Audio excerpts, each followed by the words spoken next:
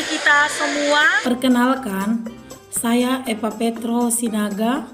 Saya peserta PPG gelombang kedua LPTK Santo Fransiskus Assisi Semarang.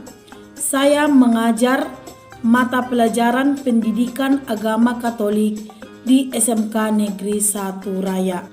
Sukses, SMK bisa jaya dan bermartabat.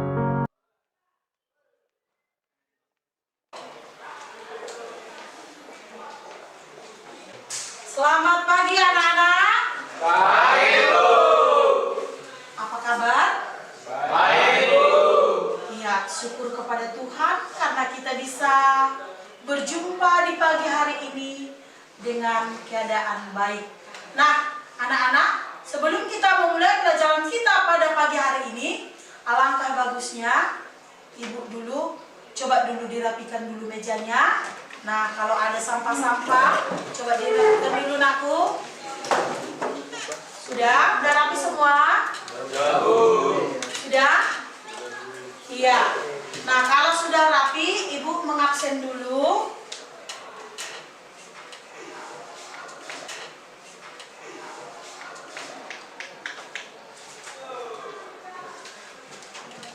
Ompu, Ayo, Bu. Rahul, Ayo, Bu. Wendy, Ayo, Bu. Ramona, Uco, Ayo, Bu. Jetro, Ayo, Bu. hari semua? Ayo, Bu. Iya. Nah, Ompu sebagai ketua kelas, coba dulu dikoordinir siapa yang memimpin ini membaca kitab suci, siapa memimpin lagu kita dan doa kita di pagi hari ini. Sebelum kita memulai pelajaran kita pada pagi hari ini, marilah kita bernyanyi dari puji syukur nomor 703. Semua kembang bernyanyi senang. 1, 2, 3, ya. Semua kembang bernyanyi senang. Diamlah hatiku, pun rumput serta bernyanyi senang. Tuhanlah sumber sukaku. Semua jalan di dunia ke surga mengantarmu, dan desiran angin riang ke surya membawamu. Semua kembang bernyanyi senang. Giranglah hatiku, pun rumput serta bernyanyi senang. Tuhanlah sumber sukaku. Mari kita sama-sama membuka Alkitab kita Lukas 1 ayat 67 sampai 71. Nyanyian sama-sama. Nyanyian pujian Zakaria. Dan Zakaria ayahnya penuh dengan Roh Kudus. Lalu ia bernubuat katanya, terpujilah Tuhan Allah Israel, sebab ia melawat umatnya dan membawa kelepasan baginya. Ia menumbuhkan sebuah tanduk keselamatan bagi kita di dalam keturunan Daud hambanya itu, seperti yang telah difirmankan sejak purbakala oleh mulut nabi-nabinya yang kudus, untuk melepaskan kita dari musuh-musuh kita dan dari tangan semua orang yang membenci kita, Dalam nama Bapa dan Putra dan Roh Kudus. Amin.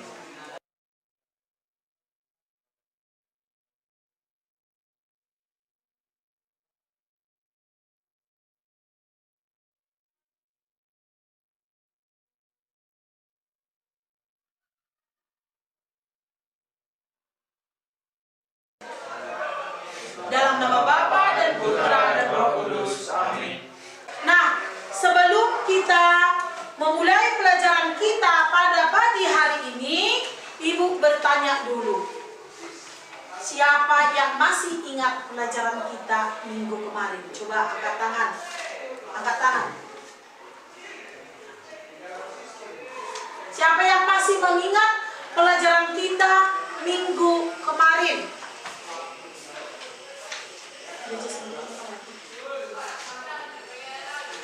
Ada yang masih mengingat? Bu, Ya, coba Rahul. gereja sebagai umat Allah, Bu. Iya, gereja sebagai umat Allah. Nah, pada pagi hari ini kita akan mempelajari gereja sebagai persekutuan yang terbuka. Nah, gereja sebagai persekutuan yang terbuka. Tujuan kita untuk belajar pada pagi hari ini agar peserta didik mampu memahami gereja sebagai persekutuan yang terbuka dan bersyukur pada Allah atas rahmat sebagai anggota persekutuan terbuka serta menghayati dalam hidup sehari-hari.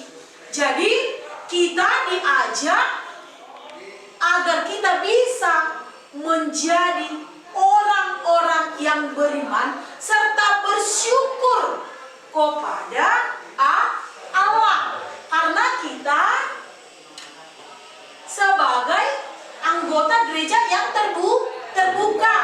Nah, jadi sebagai anggota gereja yang terbuka, kita bersyukur kepada Allah. Nah, untuk itu, apa itu makna gereja sebagai persekutuan terbuka? Makna gereja sebagai persekutuan yang terbuka, bahwa gereja itu harus bisa berdialog kepada agama-agama yang lain. Tahu arti berdialog? Berkomunikasi kepada antar agama yang lain, antar sesama, tanpa membeda-bedakan suku, ras, budaya, bahasa, bahwa kita itu adalah semua adalah satu. Nah, jadi gereja Katolik terbuka menerima, tidak dilihat, tidak pandang bulu. Nah, oh itu suku Karo, itu Jawa, oh itu Simalungun. Tidak, bahwa gereja Katolik terbuka menerima siapa saja. Maka kita harus bisa berdialog, berkomunikasi antar sesama manusia. Nah, yang kedua, bagaimana mewujudkan gereja sebagai persekutuan terbuka? Mewujudkan, menempatkan dalam kehidupan kita sehari-hari. Nah, haruslah kita bisa bekerja sama, menumbuhkan rasa persaudaraan antara sesama kita. Nah, terhadap agama Muslim, kalau mereka merayakan hari-hari besar, coba kita saling untuk menghargai. Nah, di situ sudah menumbuhkan persaudaraan yang baik antar umat beragama. Nah, untuk mendalami pelajaran kita gereja sebagai persekutuan terbuka, Ibu ada satu video. Coba kamu lihat. Nah, ini tentang dokumen Abu Dhabi tentang persaudaraan manusia antar dunia. Itu ya, coba kamu amati. Setelah nanti kamu selesai menonton video, nanti ada pertanyaan ibu. Jadi ibu tahu siapa yang serius melihat videonya, mengamati, menyimak apa-apa saja yang terjadi dalam video ini. Tadi dokumen Abu Dhabi tentang persaudaraan manusia, perdamaian dunia dalam hidup beragama. Nah, udah dilihat anak-anak? Sudah? Sudah dilihat tadi videonya? Sudah, Bu. Iya. Sekarang ibu bertanya, siapa yang tahu langsung angkat tangan ya. Nah, apa itu dokumen Abu Dhabi itu? Coba. Saya Bu, Ya, coba Om Bu. dokumen Abu Dhabi adalah menjadi peta jalan yang sungguh berharga untuk membangun persaudaraan dan menciptakan hidup harmonis antara umat beragama. Dari beberapa pedoman yang harus disebarluaskan ke seluruh dunia. Iya, merupakan salah satu jalan peta katanya kan untuk menjalin relasi antara Paus Fransiskus kepada orang-orang yang beragama Muslim. Nah, tadi berbeda agama di sana ya nak, ya kan? Nah, tetapi walaupun berbeda agama, di situ terjalin hubungan atau komunikasi dialog yang baik untuk menumbuhkan rasa persaudaraan. Itu yang nomor 2. Mengapa dokumen ini dianggap sangat penting? Siapa tahu? Coba Rahul. Karena pentingnya peran agama-agama dalam membangun perdamaian dunia menjunjung tinggi, yakni keyakinan yang teguh bahwa ajaran-ajaran otentik agama mengundang kita untuk tetap berakar pada nilai-nilai perdamaian dan untuk itu mempertahankan nilai-nilai pengertian timbal balik persaudaraan manusia dan hidup bersama yang harmonis untuk membangun kebijaksanaan, keadilan dan kasih. Iya. Kenapa tadi bahwa dokumen itu tadi pertemuan antara Paus Fransiskus itu sangat penting, bahwa di situ menjalin persaudaraan di dalam kasih, nah cinta. Nah, bagaimana untuk menumbuhkan rasa persaudaraan? Itu ya. Nomor 3, apa kaitan dokumen ini dengan gereja sebagai persekutuan terbuka? Siapa tahu? Coba angkat tangan. Saya, Bu. Ayo, Gilbert. Kaitannya adalah pentingnya memerhatikan perbedaan agama, budaya, dan sejarah yang merupakan unsur vital dalam membentuk harta budaya dan peradaban. Juga penting untuk memperkuat ikatan hak asasi manusia mendasar demi membantu menjamin hidup yang bermartabat bagi semua perempuan dan laki-laki. Iya, bahwa di situ mempererat antara hubungan. Bagaimana cara mempererat itu? Bahwa gereja sebagai persekutuan terbuka menumbuhkan rasa persaudaraan kita tanpa membeda-bedakan agama, budaya, suku dan ras. Nah, bahwa kita itu adalah tetap satu sama. Nah, jadi haruslah dijalin hubungan yang baik. Itu ya. Nomor 4. Sebagai anggota gereja, apa pandangan sendiri tentang gereja sebagai persekutuan terbuka? Coba, siapa? Ayo. Adalah untuk berdialog antar umat beragama yang berarti berkumpul bersama dalam ruang luas nilai-nilai rohani, manusiawi dan sosial bersama, dan dari sini meneruskan keutamaan moral tertinggi yang dituju oleh agama-agama. Hal ini juga berarti menghindari perdebatan yang tidak produktif. Iya, jawaban kalian itu adalah benar. Nah, ternyata tadi benar-benar kalian simak tadi video yang ibu berikan pada pagi hari ini. Nah, untuk mendalami bahwa penjelasan dokumen Abu Dhabi itu, Paus Fransiskus Imam Besar itu, memberikan peristiwa merupakan tonggak sejarah baru Gereja Katolik yang selalu membuka diri, membangun persaudaraan sejati antar umat manusia. Yang kedua, bahwa dokumen Abu Dhabi itu menjadi peta jalan sungguh berharga untuk membangun menciptakan harmonis antar umat beragama dan berisi berperan untuk merupakan salah satu pedoman ya. Nah, pedoman antar umat beragama. Bahkan disebarluaskan ke seluruh penjuru bahwa haruslah bisa kita menciptakan rasa perdamaian.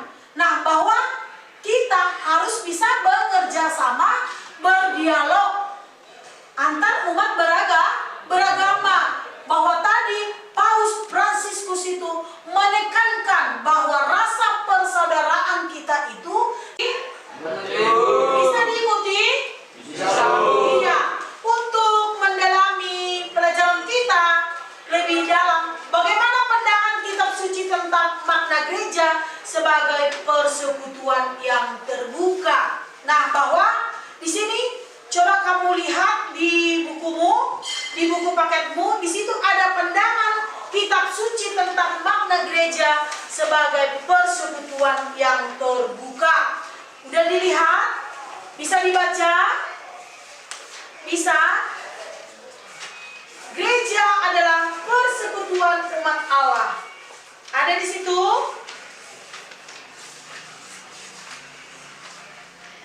Ada? Ada ya?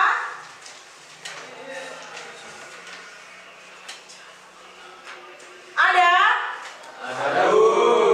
Iya. Nah, untuk mendalami ini coba dulu masuk dalam kelompok. Ibu buat 3 kelompok. Ada yang di sini ada 4 pertanyaan untuk dikerjakan setiap kelompok. Itu ya. Paham? Dibaca dulu. Setelah dibaca, pandangan kitab suci tentang persekutuan gereja sebagai persekutuan yang terbuka, coba dikerjakan dulu 4 pertanyaan. Dari 4 ini nanti dipresentasikan ke depan. Paham? Bisa? Bisa. Ayo. Ibu kasih waktunya 20 menit.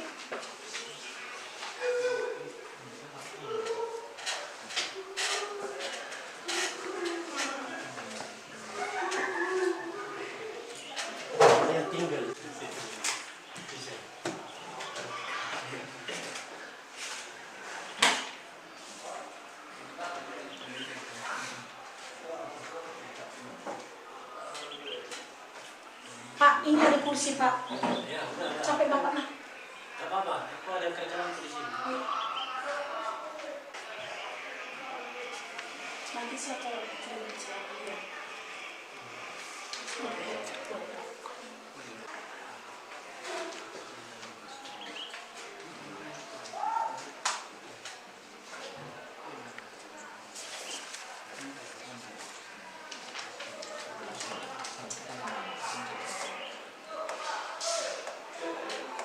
Berangkat kirim ke depan ya. Berangkat ke depan. Siap, Bu.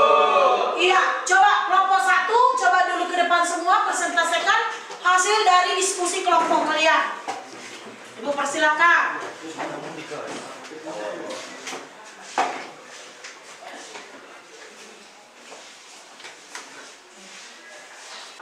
Apa makna gereja sebagai persekutuan? Jawabannya ialah makna gereja sebagai persekutuan yang terbuka ialah menjadi utusan Kristus untuk menampakkan dan menyalurkan cinta kasih Allah kepada semua orang dan segala bangsa. 2. Apa makna gereja sebagai persekutuan yang terbuka? Jawabannya ialah makna gereja sebagai persekutuan yang terbuka pada zaman sekarang harus pentingnya keterbukaan, bukan hanya dengan sesama dalam iman dan keyakinan, melainkan keterbukaan terhadap agama yang lain. Artinya kita membuka berbagai kemungkinan dialog dan kerjasama yang baik dengan sesama pihak yang berjuang bersama. 3. Jelaskan beberapa contoh kegiatan gereja sebagai persekutuan yang terbuka di prokin atau di keuskupan kalian sendiri. Jawabannya, 1. Mau membantu orang-orang membutuhkan seperti orang yang kurang mampu, orang miskin maupun yang wajar ditolong untuk membangun persaudaraan yang sejati. 2. Membantu yang kena musibah seperti kebakaran, memberikan bantuan seperti pakaian, makanan, serta yang lainnya. 4. Apa sikapmu sendiri sebagai anggota gereja yang bermakna persekutuan yang terbuka? Jawabannya ialah tidak membeda-bedakan agama, budaya, suku maupun bahasa. Saling terbuka untuk saling membantu, terutama orang miskin dan siapa yang menderita. Iya, bahwa itulah tadi hasil dari kelompok satu. Nah, terima kasih untuk kelompok 1. Nah, coba sekarang silakan dulu duduk. Sekarang masuk ke bahwa itu dari hasil kelompok 3. Nah, sekarang coba dulu kembali ke tempat duduk biar kita kita satukan persepsi kita apa itu tadi, bahwa makna gereja sebagai persekutuan. Coba dulu kita tepuk tangan untuk kelompok kita masing-masing. Ayo. Ya, terima kasih. Karena setiap kelompok sudah mempresentasikan ke depan. Nah, sekarang coba kamu perhatikan. Kita satukan dulu pendapat kita bahwa gereja itu adalah persekutuan umat Allah. Semua anggota mempunyai martabat yang sama, dan bahwa walaupun kita berbeda-beda tetapi kita memiliki martabat yang sama. Itu ya. Nah, bahwa gereja hadir dan berbeda untuk dunia, membawakan kabar sukacita. Itu ya. Nah, membawakan kabar sukacita bahkan terutama bagi kaum orang-orang yang miskin, orang-orang yang terlantar, orang-orang yang menderita, yang mengalami bencana alam, yang benar-benar wajar kita bantu ya, bahwa gereja hadir memberikan perhatian. Nah, yang ketiga, panggilan gereja yang utama adalah menjadi utusan Kristus untuk menampakkan dan menyalurkan cinta kasih. Nah, kenapa kita bantu mereka? Karena kita harus bisa saling tolong menolong. Nah, disitulah nampak cinta kasih. Karena Yesus juga mau bermurah hati untuk menolong kita. Yesus tidak pernah membeda-bedakan kita. Mana yang ganteng, mana yang cantik, bahwa kita semua adalah sama-sama ciptaan Tuhan. Jadi Yesus itu tidak pernah membeda-bedakan. Itu ya. Nah, yang keempat, setiap anggota gereja mendapat tugas berdasarkan potensi dan kemampuan bagi terciptanya tata dunia lebih baik. Dengan demikian anggota gereja sungguh menyadari bahwa bukan hanya dirinya atau diri kita sendiri ya, bahwa tadi kita antar agama itu pun harus bisa menjalin relasi dengan yang baik. Nah, kenapa? Harus menumbuhkan rasa persaudaraan. Ketika kita berdialog, ketika kita menumbuhkan rasa persaudaraan kita itu, disitulah nampak bahwa kita adalah sebagai pewarta Kristus. Tidak pernah kita membeda-bedakan antara agama yang satu dengan agama yang lain, bahwa itu adalah satu. Nah, untuk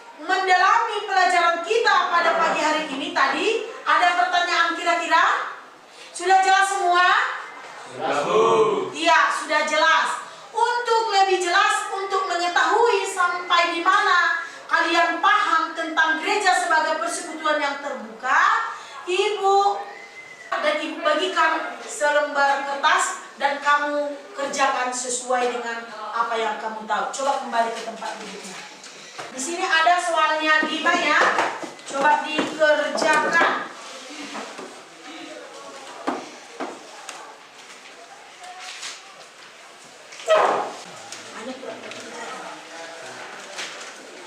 Udah dapat semua?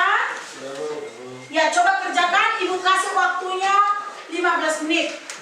Paham? Kerjakan 5 soal ini. Sudah? Untuk mengetahui sampai di mana kalian mengerti, memahami pelajaran gereja sebagai persekutuan yang terbuka. Paham? Mengerti? Ya, ayo kerjakan. Ibu kasih waktunya dengan waktu 15 menit. Ih, nanti mau. Rumah 1. Peserta didik membuat rencana aksi untuk ikut terlibat dalam kegiatan sosial kemasyarakatan, khususnya di lingkungan rohani dan lingkungan sosial. Coba kamu kerjakan tugas di rumah. Paham? Ini tugasnya di rumah ya. Dikerjakan. Sudah? Udah dicatat? Iya. Nah, untuk itu coba ini ada refleksi kamu isikan. Refleksi peserta didik. Sudah? Bisa kamu tuliskan di sini? Nanti nampak dari sini, nanti Ibu lihat dulu. Nah, refleksi peserta didik. Coba kamu kerjakan. Di situ ada 3 soal ya. Kalau sudah siap, bisa dikumpulkan ke depan.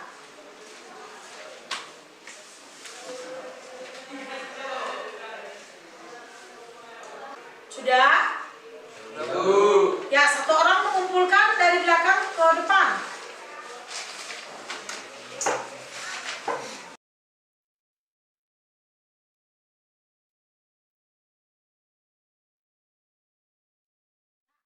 Udah terkumpul di sini semua? Sudah, Bu. Iya. Nah, untuk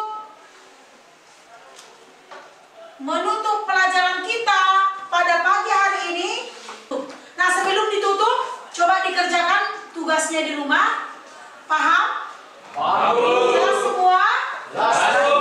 Iya. Sekarang coba kita tutup dengan doa penutup. Mari kita berdoa. Dan Bapa dan Putra dan Roh Kudus. Amin. Ya Tuhan, kami telah selesai belajar agama. Terima kami ini melalui nama Yesus Kristus kami berdoa. Amin. Dalam nama Bapa dan Putra dan Roh Kudus. Amin. Ya, terima kasih. Sampai jumpa.